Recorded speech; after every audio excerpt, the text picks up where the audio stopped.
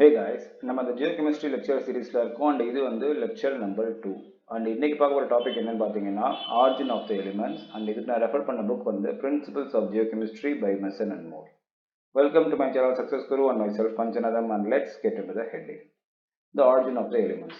எப்போ வந்து ஒரு நியூக்ளியஸ் அப்படிங்கிறது புரோட்டான் நியூட்ரானும் சேர்ந்து உருவானது அப்படின்னு கண்டுபிடிச்சாங்களோ அண்ட் அப்பையிலேருந்து எப்படி இது ஃபார்ம் ஆச்சுக்கிறதுக்கான கதைகள் சொல்ல ஆரம்பிச்சாங்க தியரிஸாக. அது வந்து ரெண்டும் சேர்ந்து உருவாக்கலாம் தனித்தனியாக உருவாக்கலாம் அந்த மாதிரி கான்செப்ட் சொல்ல ஆரம்பிச்சாங்க. அதில் ஃபர்ஸ்ட் சொன்னது தான் ஈக்குவலிபிரியம் தியரி. இதன்படி என்ன அப்படின்னா ஒவ்வொரு எலிமெண்ட்டும் ஃபார்ம் ஆகுறது அப்படிங்கிறது ஒரு higher temperature and higher density லெவலில் ஒரு ஃப்ரோசன் தெர்மோடைனமிக் ஈக்குவலிபிரியம் நடந்துச்சு அப்படிங்கிறாங்க. பட் இந்த தியரி இப்படி பார்த்தீங்கன்னா முதல் 40 எலிமெண்ட்டுக்கு இவங்க சொன்ன கான்செப்ட் படி உருவான ஆரிஜின் அண்ட் அபண்டன்ஸ் ஒத்து வருது. பட் அதுக்கு மேலே பார்த்தீங்க அப்படின்னா இந்த கான்செப்ட் படி இருக்கக்கூடிய எலிமெண்ட்ஸோட அளவு ரொம்ப ரொம்ப கம்மியாக இருக்கணும். பட் அதை விட பல மடங்கு அதிகமாக தான் இருக்குது. ஸோ அதனால் இந்த தியரியை ரிஜெக்ட் பண்ணிட்டாங்க. அண்ட் இதுக்கடுத்து இந்த அப்சர்வேஷன் வச்சு கொண்டு வந்த தியரி தான் நான் ஈக்குவலிபிரியம் ப்ராசஸ் அப்படிங்கிறது. பட் இதன்படி பார்த்தீங்க அப்படின்னா ஒரு புது நியூக்ளியஸ் ஃபார்ம் ஆகும்போது அது கூட சேர்ந்து சில லெவலில் பீட்டா டிஸ்இன்டிகிரேஷன் நடக்கும். அதனால எல்லா எலிமெண்ட்ஸும் ஃபார்ம் ஆகுது அண்ட் எல்லாமே ஒரு டிஃப்ரெண்டான அபண்டன்ஸில் இருக்குது அப்படின்னு சொல்கிறாங்க. இந்த ப்ராசஸ் படி பார்த்தீங்க அப்படின்னா இந்த காஸ்மிக் அபண்டன்ஸ் படித்தோம்ல லாஸ்ட் கிளாஸில் அதோட கான்செப்ட் எல்லாமே ஓரளவுக்கு அப்சர்வ் டேட்டாவோட மேட்ச் ஆகிற மாதிரி தான் இருக்குது. பட் இதில் என்ன மைனஸ் பாயிண்ட் அப்படின்னா எதனால இந்த அட்டாமிக் வெயிட் 5 and 8 ஃபார்ம் ஆகலை அப்படிங்கிறத எக்ஸ்பிளைன் பண்ண முடியல.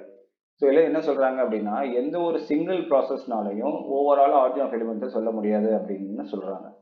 ஸோ இந்த அட்வான்ஸ் நியூக்ளியர் ஃபிசிக்ஸ் அட்வான்ஸ்மெண்ட்டில் பர்பிரிட்ஜ் ஃபவுலர் அண்ட் ஹோயல் அப்படிங்கிறவங்க 1957 ப்ரப்போஸ் பண்ணுறாங்க. என்ன பண்ணுறாங்க அப்படின்னா ஸ்டார் நடக்கூடிய ப்ராசஸ்னால தான் எல்லா எலிமெண்ட்டும் ஃபார்ம் ஆகுது அண்ட் அது எல்லாத்தையும் சேர்த்து ஒரு 8 ப்ராசஸ்ட்டு சுருக்கியிருக்காங்க. ஸோ இதை எக்ஸ்பிளைன் பண்ணுறதுக்கு என்ன யூஸ் பண்ணுறாங்க அப்படின்னா ஸ்டார் நடக்கூடிய என்னென்ன ப்ராசஸ் நடக்குது அப்படிங்கிறத அப்சர்வ் பண்ணி அதை வச்சு எக்ஸ்பிளைன் பண்ணுறாங்க. ஸோ ஒவ்வொன்றா பார்க்கலாம். அதில் ஃபஸ்ட்டு ப்ராசஸ் பேர் ஹைட்ரஜன் பர்னிங் ப்ராசஸ். ஸோ என்ன ஆகுது அப்படின்னா ஹைட்ரஜன் பர்ன் ஆகி அதுலேருந்து ஹீலியம்ங்கிறது ஃபார்ம் ஆகுது. அண்ட் இது டெம்பரேச்சர் என்ன ரேஞ்சில் இருக்கும் அப்படின்னா 10⁻⁷ டிகிரி செல்சியஸ் ஆகும். இந்த டென்சிட்டி எவ்வளோ அடர்த்தியாக இருக்கும் அப்படின்னு பார்த்தீங்கன்னா ப்ரெஷர் வந்து 100 கிராம் per சென்டிமீட்டர் கியூப் ரேஞ்சில் இருக்குமா. ஸோ இந்த ப்ரெஷர் டெம்பரேச்சர் டென்சிட்டி ரேஞ்சில் தான் ஹைட்ரஜன் ஹீலியமாக ஃபார்ம் ஆகுது. எப்போ அப்படின்னா சாதாரண ஃபர்ஸ்ட் சைக்கிளில். இதுவே ஏற்கனவே உருவான ஸ்டார் மறுபடியும் வெடிச்சு ரீசைக்கிள் ஆகுதுன்னு வச்சுப்போம். அப்போ என்ன ஆகும் அப்படின்னா இதே மாதிரி ஹைட்ரஜன் ஹீலியம் ஃபார்ம் ஆகுது. பட் அதோட ஒரு கேட்டலிஸ்ட் ரியாக்ட் ஆகுது என்னன்னா கார்பன். ஸோ ஏற்கனவே உருவான ஸ்டார் மறுபடியும் ரீசைக்கிள் ஆகும்போது சில எலிமெண்ட்ஸ் முன்னாடியே ஃபார்ம் ஆனது இருக்கும் இல்லையா.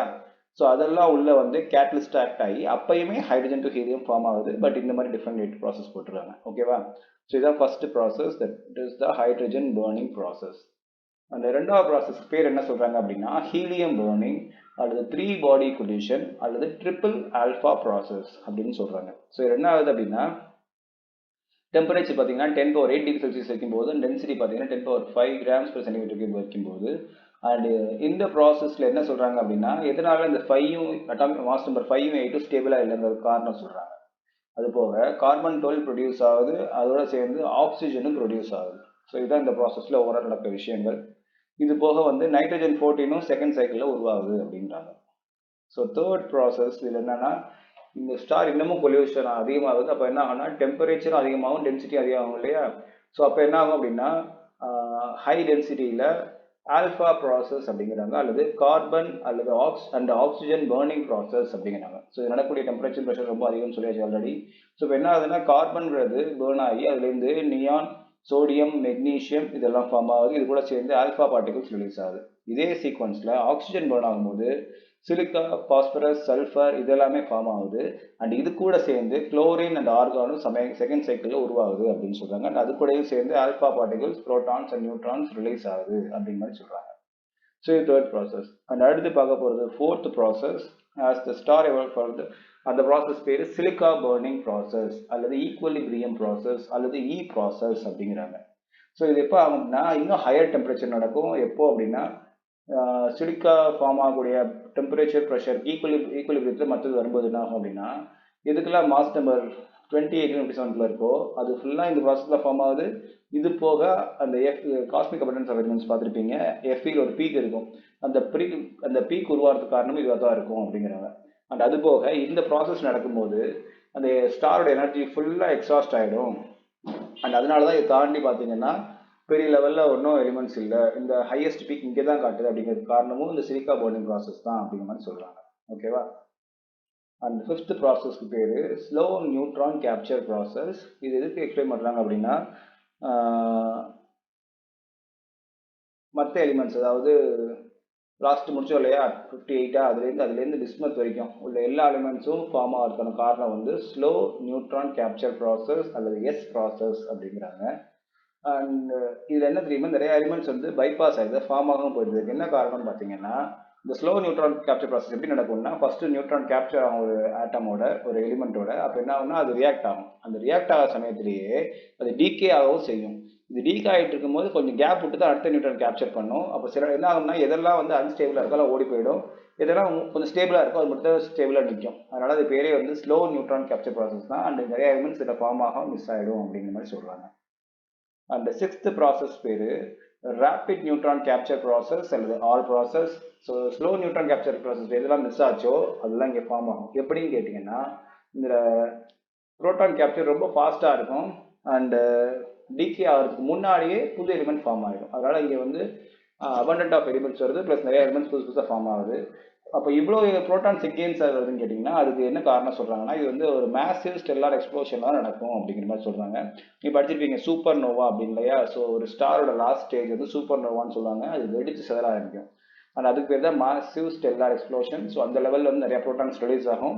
ஸோ அதெல்லாம் கேப்சர் பண்ணி தான் இந்த ப்ராசஸில் எலிமெண்ட்ஸ் ஃபார்ம் ஆகுது அப்படிங்கிறாங்க. ப்ளஸ் இந்த ப்ராசஸ் இன்னொரு விஷயம் என்ன அப்படின்னா, இந்த எக்ஸ்ப்ளோஷன்னால எல்லா எலிமெண்ட்ஸும் அங்கே நகர்ந்து போகுது. ஸோ அதனால வந்து வேற எங்கேயோ இந்த நகர்ந்து போன எலிமெண்ட்ஸ்லாம் சேர்ந்து அங்கே ரீசைக்கிளிங் நடக்கும் அப்படிங்கிற மாதிரியும் சொல்கிறாங்க. அண்ட் செவன்த் ப்ராசஸ் பேர் பி ப்ராசஸ் அல்லது rapid proton capture process. And இது எங்கே நடக்கும் பார்த்தீங்கன்னா, இந்த சூப்பர்னோவா எக்ஸ்ப்ளோஷனோட அவுட்டர் பார்ட்டு நடக்கும். ஸோ இதனால தான் வந்து புரோட்டான் ரிச் ஐசோடோப்ஸ்லாம் ஃபார்ம் ஆகுது அப்படிங்கிற மாதிரி சொல்லியிருக்காங்க. ஓகேவா. அண்ட் இதெல்லாம் போக இதில் ஃபார்ம் ஆகும் மிஸ் ஆன லித்தியம், பெர்லியம், போரான்லாம் இதில் எக்ஸ்பிளைன் பண்ண முடியல. ஸோ அதெல்லாம் எப்படி ஃபார்ம் ஆகும் சொல்கிற ப்ராசஸ் பேர் தான் எக்ஸ் ப்ராசஸ். இது எப்படி நடக்குதுன்னா ஸ்பெலேஷன் அப்படிங்கிறாங்க. ஸோ ஸ்பெலேஷன்னா ஒன்றும் இல்லை, ரெண்டு நியூக்ளியஸ் ஒன்னோட ஒன்று மோதி புதுசாக ஒரு எலிமெண்ட்டாக ஃபார்ம் ஆகும், அதான் ஸ்பெலேஷன் அப்படின்னு சொல்லுவாங்க. அண்ட் இந்த ஸ்பெலேஷன் ப்ராசஸில் நடக்கிறது என்ன பார்த்தீங்கன்னா, கார்பனும் ஆக்சிஜனும் மோதுது அல்லது கார்பன் மோதுது அப்படிங்கிற மாதிரி சொல்கிறாங்க. ஓகேவா. ஸோ இந்த ப்ராசஸ் எல்லாம் எப்படி கொரிலேட் பண்ணுறாங்கன்னா, ஸ்டெல்லார் எவல்யூஷன் நடக்கக்கூடிய ப்ராசஸை இவங்க வந்து இதன் மூலமாக எக்ஸ்பிளைன் பண்ணுறாங்க. இதில் என்ன தெரியும் அப்படின்னா, இதில் எல்லா எலிமெண்ட்ஸும் இனிஷியல் ஸ்டேஜில் ஃபார்ம் ஆகுது. ஒரு ஸ்டார் சைஸ் பெருசாக தான் அடுத்த ஸ்டேஜஸ் ஃபார்ம் ஆகும், அதில் தான் அடுத்த எலிமெண்ட் ஃபார்ம் ஆகும். அண்ட் ஒன்ஸ் ஸ்டார் எக்ஸ்ப்ளாய்ட் வெடிச்சிருச்சு அப்படின்னா ரீசைக்கிள் நடக்கும், மறுபடியும் 1 செகண்ட் ஸ்டார்டிங் டு எண்டிங் போகும். ஸோ ரைட்டா, இதுதான் இப்படி தான் ஃபார்ம் ஆகுது அப்படின்னு சொல்கிறாங்க. அண்ட் ஒரு சூப்பர் நோவா எக்ஸ்ப்ளோஷன் நடக்குது அப்படின்னா அதில் பார்த்தீங்கன்னா பயங்கரமான வெளிச்சம் வரும். அந்த வெளிச்சம் எவ்வளோக்கு இருக்குது அப்படின்னா, சன்னை விட 10⁸ மடங்கு, அத்தனை மடங்கு பயங்கரமாக இருக்கும் அப்படிங்கிறாங்க. அண்ட் அதில் ஹாஃப் லைஃப் எவ்வளோ நாள் குறையும் பார்த்தீங்கன்னா 56 days ஆகுமா அந்த லைட் வந்து பாதியாக குறையிறது. ஓகேவா. ஸோ இதோட இந்த ஹெட்டிங் முடிச்சுக்கிறேன். அண்ட் இதில் டவுட்ஸ் இருந்துச்சுன்னா நீங்கள் கமெண்ட் செக்ஷன் மென்ஷன் பண்ணுங்கள், நான் நெக்ஸ்ட் வீடியோ கிளியர் பண்ணுறேன். அண்ட் இந்த வீடியோ குரூப் பண்ணி பிளேலிஸ்ட் போட்டிருக்கேன், நீங்கள் செக் பண்ணி பார்க்கலாம். என்னோட கனெக்ட் பண்ண நினச்சிங்கன்னா இதை Facebook ID, email ID and Instagram ID. You can support us by like, share and subscribe.